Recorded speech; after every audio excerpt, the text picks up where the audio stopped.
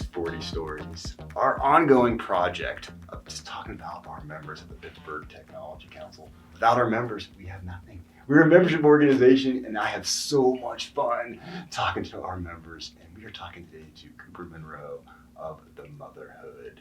Cooper, thank you for hanging out with me today. Thank you. I'm so happy. I feel like I'm hanging out with a pioneer. Really? Yes, because I think we take it for, I don't think we take it for granted, but when we see influencers out there marketing, telling us to buy stuff, telling us what they like, and then I must go buy it, like these t-shirts that I see, as far as that goes, that's something that just didn't happen overnight. And in fact, I think maybe you had a little something to do with that way back in the day. And so the idea of influencer marketing is something that is just has taken over. But you were one of the first firms in the world to say, wait a second, we can get people that have influence to help market and sell product and services. So tell us about that, Cooper. It's a big thing as far as I'm concerned. In the early 2000s, very early, I started a blog. And what was really clear is that it was something monumental that was happening. People creating content, creating stories, and building community. And what was happening out of that was clearly very powerful. It was picking up traction. I mean, this is 2004, 2005. And people were building audiences. There weren't many women blogging at the time. There were a lot of guys blogging about tech. All the some nerdy politics, guys all out the there. nerdy guys. Exactly, all the dirty guys. But there was this burgeoning community of women, especially women with small children, finding the support and the tips and the ideas and the community that they really needed, being isolated at home if they had little kids, or because they had so many balls in the air. And what was happening is that these real conversations, this real connection that was being formed, I felt like it was revolutionary. Good word. But you sensed that. It felt like everything is about to change. Yeah. Because here we are, we can connect among ourselves at any moment. And if we have something in our lives that the neighbor down the street isn't going to be able to help us with, somebody can help us. Somebody knows some solutions. We all of a sudden expanded what we could, our support systems. And there's no getting in the way of that. If you can find your group, the Motherhood is a play on the word neighborhood. And I saw it as that. It was people being good neighbors. I was going to ask you, and you've answered my question, which I love because that's where it comes from. Yes, I like that. And it felt like we were building neighborhoods. Completely were. And this is 2006-ish, 2005. Yeah, with 2005, the reason it was so crystallizing is that in the middle of Hurricane Katrina and the levees broke, wrote a blog post that said, we all have all this stuff in our homes. We have so much stuff sitting in our closets that's not used, but everybody on the Gulf Coast lost everything in an instant. Let's figure out how to get what we have to the Gulf Coast.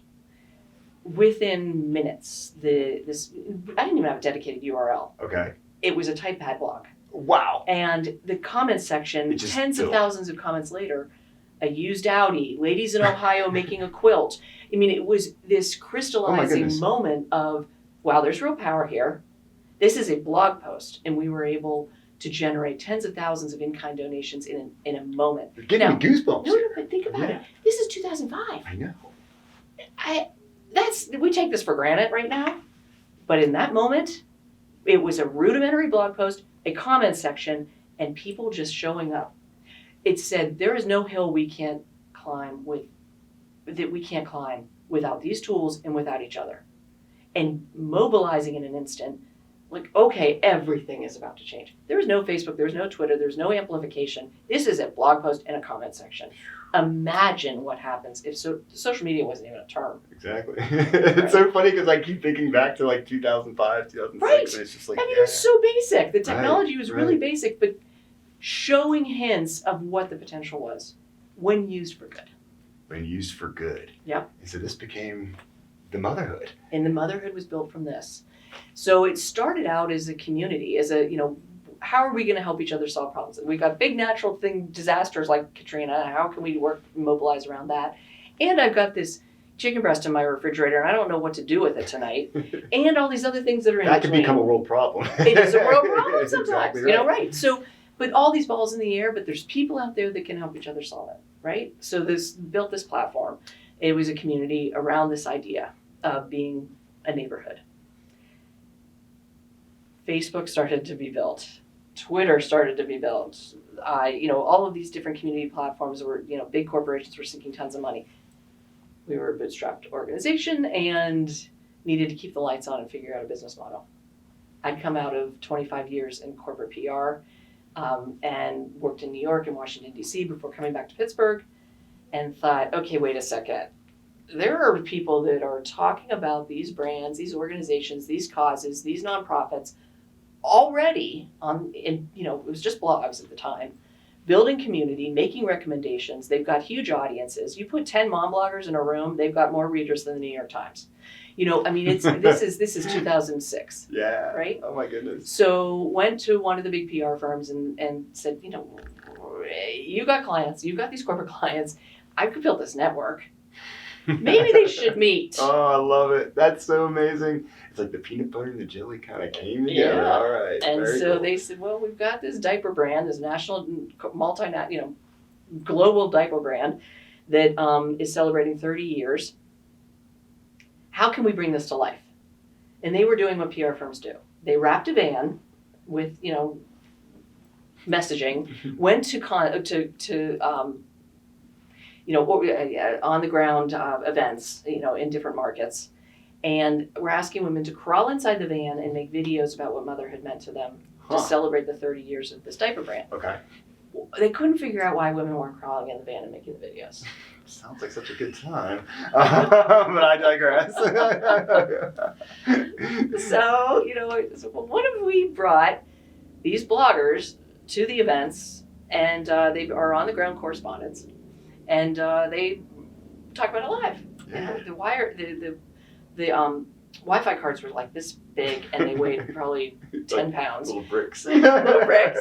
So, covering an event live was next to impossible, but they were creating content, and they were doing MP3 recordings, and this is all very 07-ish type of technology. But the corporate brand saw people talking about them on the internet in a positive way and celebrating their 30th anniversary, and they went, yeah, there's a there there. There's a there. Mm-hmm. And it was really good and positive. And there was so much fear at the time with, we can't have people creating content about us because we lose control, and what are they going to say, and it's the internets, and But they realized that this was really good quality partnership stuff. So the team that represented this brand told another team, and so on and so forth. So all of a sudden, these big multinationals decided to test the waters. You want to do this too? And want to do this too? And they're hanging out with you then to do that. Wow. And we got hired, and we went from 0 to like this in a year. Wow. Because that must have blown your mind. It blew my mind. You were obviously trying to do something, but you weren't expecting it to do that, right? Well, it was a good idea. Like, dang. Oh my God, that's so exciting. Yeah, so that was 07, 08. And how many campaigns since then? I can only imagine thousands of campaigns. Yeah. And really, that's how the early days of influence marketing came about. Right. Wow. But the seeds were there. So the things that really stuck out to me at the time were the community building, the co-collaboration around content, working together with your most valuable consumers, understanding what they liked and what they didn't like, understanding what their customers liked and they didn't like. So this real-time feedback, this testing, but also this trust that's being built.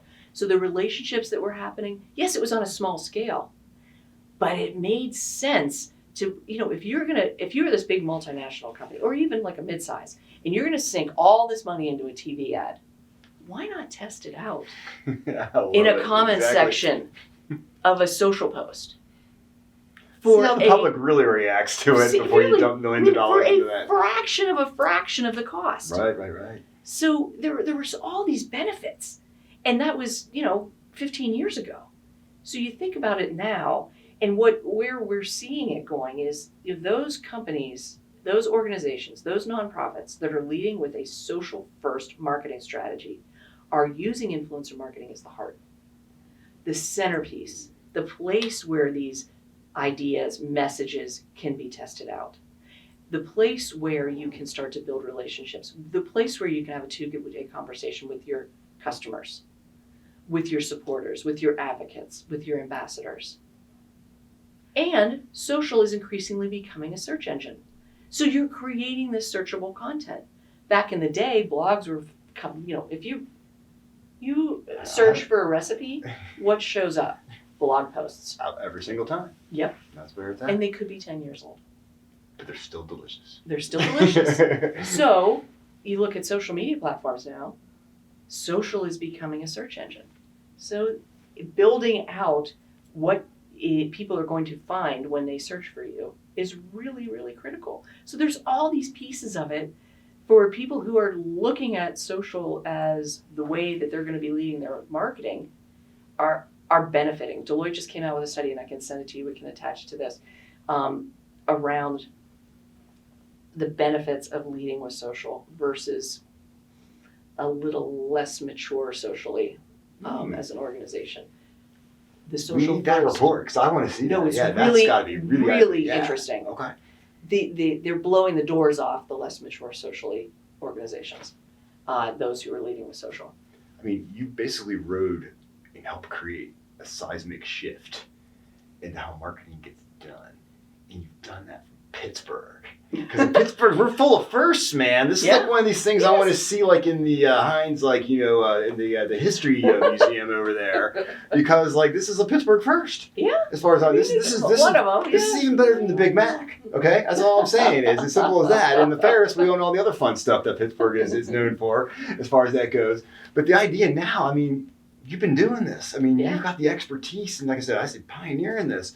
How are you working? I mean, you're still working with brands around the world. You're working with brands in Pittsburgh too? Oh yeah. Excellent. Big brands, mid-sized brands, startups, nonprofits. We help whoever wants some help. That's what I want to know, because I just feel like so many companies that are out there, they're trying to do some of the people are trying to get a little social by themselves and be a little influency by themselves. Good luck. I think that's awesome. At the Tech Council, we've seen that clip and how you have to try to, you can get a grasp on it, much less climb it the way you can climb it. I'm always like, go to the professionals for this thing. If you're dead serious about it, you talk to Cooper. Yes, you talk to the Motherhood, absolutely. because this is something. This is you're not like you've been doing this rodeo for a long time. Mm-hmm. You know how to ride the bull and lasso the cow and all that kind of fun stuff without having to waste time and get results fast. And we're doing that more and more, is helping with social strategy. Yeah. You don't necessarily have to implement a big influencer campaign, but you do need to look at your social strategy holistically, because it's an integrated piece. For years, it was a one-off tactic. People were testing it, like, oh, maybe we'll just hire a bunch of influencers and see what sticks to the wall. It has to be integrated. Like I talked at the beginning, it has to be the heart, and it has to have meaning and connection to the rest of your efforts. Because consumers, customers want a consistent journey, right? Without a doubt. I mean, that's what it's all about. Right. I mean, you don't need to be, especially people really align with brands. I mean, people are tattooing brands on their bodies for crying out loud. So you better be consistent if someone thinking it. It has to be. That's how I see it. So it really, I mean, we sit down and we think about the social strategy holistically, how it makes sense for everything else, how it's going to make everything stronger. And influencer is a place where you can test this out and start to build relationships. Fantastic. So, I mean, Pittsburgh, Center of Innovation. We knew that realm. Many things tech, marketing as well, too. Mm-hmm. How are you seeing the future playing out? I mean, are there some technologies out there around the marketing side of things that have you interested? I feel like we're due for a new platform to disrupt some stuff pretty soon. Like, what do you think? What's the future? I absolutely agree with you. What I do know is that this is increasingly it.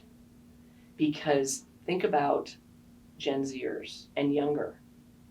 This is the only way they're going to be marketed. It's the only world they know. The only world they know. So what happens when they are our age? I mean, where are they going to be seeking out this information. It's increasingly social. We have no idea what it's going to look like. I agree with you that there's going to be a new platform, but we got to buckle in. And I mean, I think it's all social. I just love the way you had some instincts around this early on. You saw some things and you wove those together to make it something. And then like, if something we can actually let's just test this. Like, wow, this works.